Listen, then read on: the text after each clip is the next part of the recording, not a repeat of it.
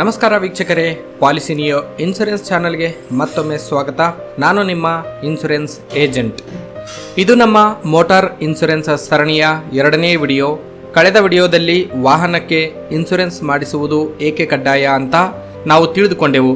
ಇವತ್ತಿನ ವಿಡಿಯೋದಲ್ಲಿ ವಾಹನ ವಿಮೆಯಲ್ಲಿರುವ ಮುಖ್ಯ ವಿಧಗಳು ಯಾವುವು ಅಂತ ಬಹಳ ಸರಳವಾಗಿ ವಿವರಿಸುತ್ತೇನೆ. ಬಹಳಷ್ಟು ಜನ ನನ್ನ ಹತ್ತಿರ ಬಂದು, ಸರ್ ನನ್ನ ಗಾಡಿಗೆ ಫಸ್ಟ್ ಪಾರ್ಟಿ ಇನ್ಶೂರೆನ್ಸ್ ಮಾಡಿಸಿ ಅಂತ ಕೇಳ್ತಾರೆ. ಆದರೆ ವಾಹನ ಇನ್ಶೂರೆನ್ಸ್ನಲ್ಲಿ ಮುಖ್ಯವಾಗಿ ಎರಡು ವಿಧಗಳಿವೆ. ಮೊದಲನೆಯದು ಥರ್ಡ್ ಪಾರ್ಟಿ ಇನ್ಶೂರೆನ್ಸ್ ಮತ್ತು ಎರಡನೆಯದು ಕಾಂಪ್ರಿಹೆನ್ಸಿವ್ ಇನ್ಶೂರೆನ್ಸ್. ಥರ್ಡ್ ಪಾರ್ಟಿ ಮತ್ತು ಫಸ್ಟ್ ಪಾರ್ಟಿ ಇವೆರಡರ ನಡುವಿನ ವ್ಯತ್ಯಾಸವನ್ನು ನಾವು ಸ್ಪಷ್ಟವಾಗಿ ತಿಳಿದುಕೊಳ್ಳಲೇಬೇಕು. ಮೊದಲನೆಯದಾಗಿ ಥರ್ಡ್ ಪಾರ್ಟಿ ಇನ್ಶೂರೆನ್ಸ್ ಬಗ್ಗೆ ನೋಡೋಣ.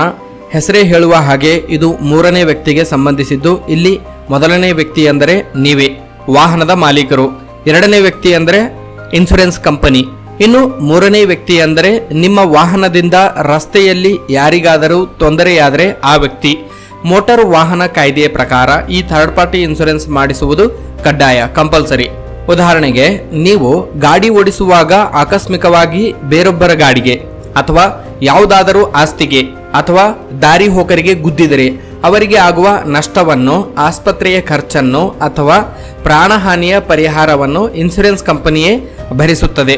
ನಿಮಗೆ ಕೋರ್ಟ್ ಕಚೇರಿ ಅಂತ ಅಲೆದಾಡುವ ಅವಶ್ಯಕತೆ ಬರುವುದಿಲ್ಲ.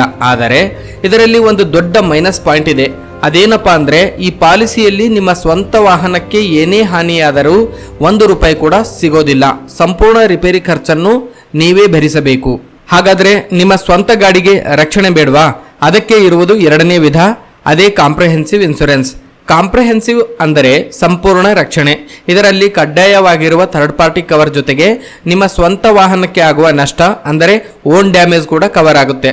ರಸ್ತೆಯಲ್ಲಿ ಆಕ್ಸಿಡೆಂಟ್ ಆದಾಗ, ಯಾರಾದರೂ ನಿಮ್ಮ ವಾಹನವನ್ನು ಕದ್ದಾಗ ಅಥವಾ ಬೆಂಕಿ, ಮಳೆ, ಪ್ರವಾಹದಿಂದ ನಿಮ್ಮ ಕಾರು ಅಥವಾ ಬೈಕ್ ಹಾನಿಯಾದರೆ ಆ ಸಂಪೂರ್ಣ ರಿಪೇರಿ ಖರ್ಚನ್ನು ಅಥವಾ ವಾಹನದ ಮೌಲ್ಯವನ್ನು ಇನ್ಶೂರೆನ್ಸ್ ಕಂಪನಿ ನಿಮಗೆ ನೀಡುತ್ತದೆ.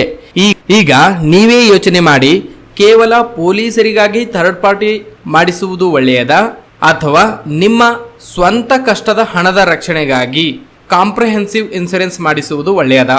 ಖಂಡಿತವಾಗಿಯೂ ಕಾಂಪ್ರಿಹೆನ್ಸಿವ್ ಪಾಲಿಸಿಯೇ ಬೆಸ್ಟ್. ಆದರೆ ಇಲ್ಲೊಂದು ವಿಷಯ ನೀವು ಗಮನಿಸಬೇಕು. ಕಾಂಪ್ರಿಹೆನ್ಸಿವ್ ಪಾಲಿಸಿ ಇದ್ದರೂ ವಾಹನ ಹಳೆಯದಾದಂತೆ ಕೆಲವು ಪಾರ್ಟ್ಸ್ಗಳ ಮೇಲೆ ಡಿಪ್ರಿಸಿಯೇಷನ್ ಅಥವಾ ಸವೆತವನ್ನ ಕಟ್ ಮಾಡ್ತಾರೆ. ಇದರಿಂದ ಪೂರ್ತಿ ಹಣ ಕ್ಲೈಮ್ನಲ್ಲಿ ಸಿಗೋದಿಲ್ಲ. ಇದನ್ನ ತಪ್ಪಿಸಲು ಜೀರೋ ಡಿಪ್ರಿಸಿಯೇಷನ್ ನಂತಹ ಆಡನ್ ಕವರ್ಗಳ ಅವಶ್ಯಕತೆ ಇರುತ್ತದೆ. ಅದನ್ನ ಬಂಪರ್ ಟು ಬಂಪರ್ ಅಂತ ಹೇಳ್ತಾರೆ.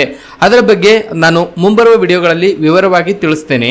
ವೀಕ್ಷಕರೇ, ನಾನು ಬ್ರೋಕರ್ ಅಲ್ಲ, ಪಾಲಿಸಿ ನಿಯೋ ಇನ್ಶೂರೆನ್ಸ್ನ ನಿಮ್ಮ ಸ್ವಂತ ಏಜೆಂಟ್. ನನ್ನ ಉದ್ದೇಶ ನಿಮಗೆ ಕೇವಲ ಪಾಲಿಸಿ ಮಾರೋದಲ್ಲ, ನಿಮಗೆ ಸರಿಯಾದ ಮಾರ್ಗದರ್ಶನ ನೀಡೋದು.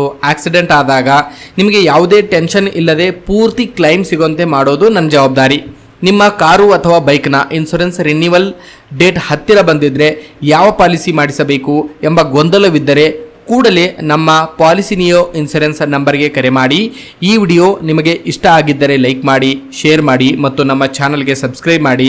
ಮುಂದಿನ ವಿಡಿಯೋದಲ್ಲಿ ಕೇವಲ ಥರ್ಡ್ ಪಾರ್ಟಿ ಇನ್ಶೂರೆನ್ಸ್ ಮಾತ್ರ ಮಾಡಿಸಿದರೆ ಏನೆಲ್ಲ ಆರ್ಥಿಕ ಅಪಾಯಗಳು ಇವೆ ಅನ್ನೋದರ ಬಗ್ಗೆ ಆಳವಾಗಿ ಚರ್ಚೆ ಮಾಡೋಣ. ಅಲ್ಲಿಯವರೆಗೂ ಸೇಫ್ ಆಗಿ ಡ್ರೈವ್ ಮಾಡಿ. ಧನ್ಯವಾದಗಳು.